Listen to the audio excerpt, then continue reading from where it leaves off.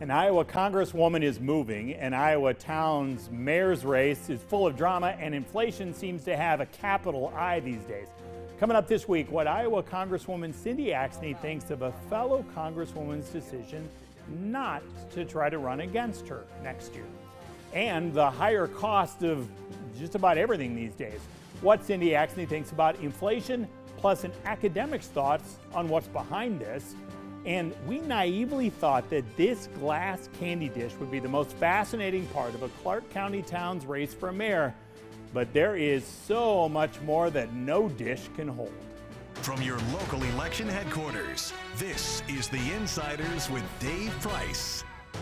Many Iowans seem to be having a math problem that they can struggle to solve right now. The price of many of the goods we buy is up 6.2% from a year ago. Wages, while they're going up faster than usual, they're up 4.9% from a year ago, but that still puts consumers on the short end of this math equation by 1.3%.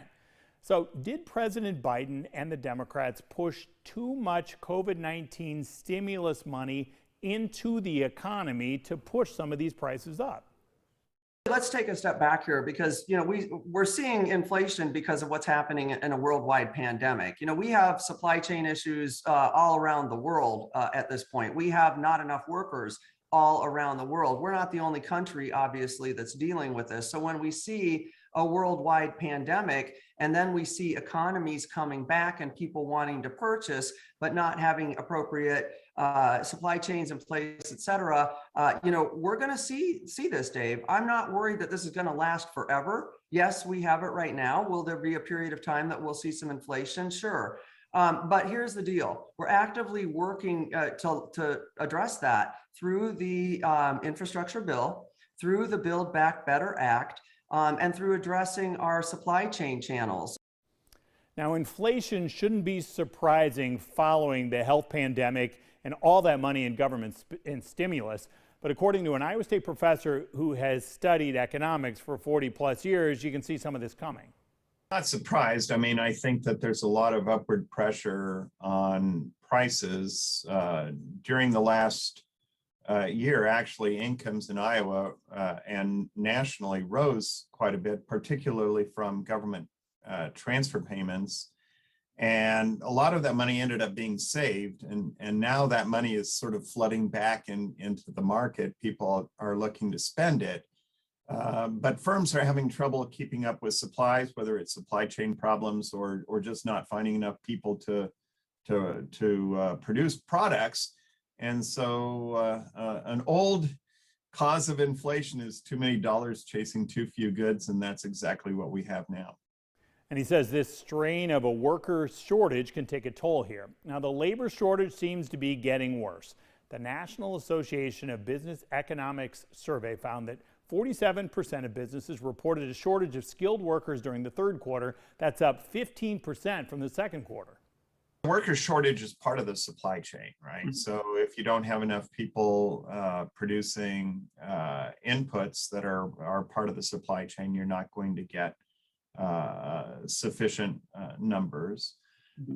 Certainly, if you're looking seasonally, you're now beginning to have consumers who've been warned that you have to order early for this Christmas because products are in short supply. And so what they ended up doing is increasing the demand before the Christmas supply was in hand. So you have a lot of factors that are related to the shortage of consumer items. So let's talk about wages here. John Deere's union workers recently turned down the latest package offer here. Would have been a 10% immediate raise, $8,500 signing bonus, plus alternating raises of 3 to 5% for the next 5 years. Plus, they'd get $2,000 for every year of service that would go into their retirement, and new employees could still get a pension. But the union members see the nearly $6 billion in profits that John Deere is expected to make this year. They think this is their chance to get what they deserve. Part of this movement nationwide where some workers think they've been shortchanged for too many years. You're beginning to see people who are factoring in inflation into what they're expecting for wage increases. And so once you start seeing that, you start building in cycles of increasing prices, leading to increasing wages, leading to increasing prices once again. If you look in Iowa, in some sectors, for example, in manufacturing, average wages are up 12% in 1 year. In construction, it's even a little bit higher than that. And so certainly you're beginning to see some of that inflation showing up in wage increases, and that starts to create worries that in fact we're building in a cycle of inflation that's going to be very difficult for the Federal Reserve to reverse, at least in the near term. Republicans have been focusing on the higher prices and concerns here. Here's a message from Iowa Senator Joni Ernst on Twitter. Inflation has surged to the highest level we've seen in 30 years, and she's making this case that the Democratic plans to spend trillions of more dollars could make this even worse. Now, the Biden administration thinks that requiring people to get the COVID-19 vaccine will help ease the supply chain and worker shortage and also keep people healthy. But one county attorney does not want to enforce a mandatory vaccination policy on his county's workers. And this mandate demands that I implement what I believe to be an unconstitutional executive action. And I told the board that I was unwilling to violate my oath of office. I was unwilling to aid and abet what I believe to be a gross abuse of executive power. If I refuse, I have to expose my county to potentially hundreds of thousands of dollars of fines per week, eventually bankrupting my county. If I'm put in that situation, I think I would have no choice but to resign my office. Now, support for the president's vaccine mandate on businesses with at least 100 employees has slipped 3 points from September, but the Morning Consult Politico National poll found that it is still backed by 55% of American adults. Congresswoman Axne, though, says employees will still have a choice when it comes to these vaccines.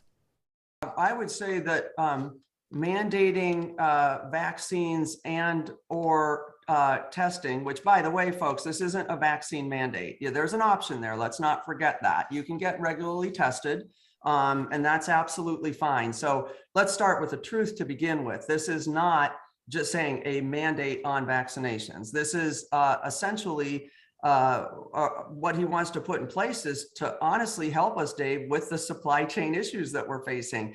I've told folks all along through COVID, the best way that we can create continuity in business is to get vaccinated and to wear masks. Honestly, businesses that followed these things did much better throughout COVID. Folks who were able to, get the vaccination and did follow through and get that, they've been able to be at work more so than folks who are caring for folks who haven't got the vaccination, for instance. It's a matter of getting people back to business. This is just continuity of business. The idea is keep businesses up and running. People keep their jobs. People keep their paychecks. That means they invest in their communities. We continue to move ourselves out of the inflation issues that we're facing, and we get back to normal. So I look at this as just really a patriotic request to Americans to say, do you want to help our communities and our businesses stay up and running so you can keep money in your pocket? If so, get a vaccination or be tested regularly. It's not a real tough request. And so I think that it's pretty easy for our, folks who need to enforce this to do, because it will be an OSHA regulation. I know that it's, we're going to have to get through some pushback right now. We're seeing, suits being brought up. So it's not, it's not set in stone yet, but I would tell folks it's still an option and it's not about forcing a vaccine mandate. So about those suits, Republican Governor Kim Reynolds has joined 3 different lawsuits with other Republican governors. They're suing the Biden administration over the vaccine mandates for the larger businesses, health workers, and federal contractors. This is not about anti-vaccine. This is about anti-mandate. As we've talked extensively about today, we have a critical labor shortage. We have a critical supply chain shortage. We are seeing prices escalate because of the two, and just because of the spending that we're seeing going on in Washington, D.C. And stuff like this just exasperates that problem. I'd like to see Governor Reynolds walk or talk. She says that vaccines are good. She's encouraged vaccines for adults here. I'd like to see her encourage it for our children. And I'd like to see her encouraged good work, really good work protocol for Iowa workers, keeping people safe. Do we need to go back to talking about what happened in some of our Tyson plants? Do we need to go back to talking about shutting down supply chains? If you truly care about making sure our supply chains function and our Iowans continue to get to work, then I think we should support this. All right, about the shots. The governor got the Johnson & Johnson vaccine back in March. She says she hasn't received a booster yet, but told us she did get the seasonal flu shot, and she's concerned that flu season could be a rough one. I focused on the flu shot because there is a timeline where it's really important to do that. And right now it is really important. If you haven't gotten your flu shot, I would encourage you to go out there and get it. I'm afraid last year with the mask and with COVID, we could potentially be in for a pretty bad flu season. And so let's get on top of that. So again, we don't overwhelm our healthcare workers and our hospitals with a really, really bad flu season. And so there is some concern that that might happen. So we want to encourage people to get out there and do the right thing. Now, COVID-19 is not usually the focus the governor has during most of her public appearances. She did push for adults to get vaccinated earlier on this year. Kids can now get vaccinated, but the governor is not making that same push for them to get vaccinated.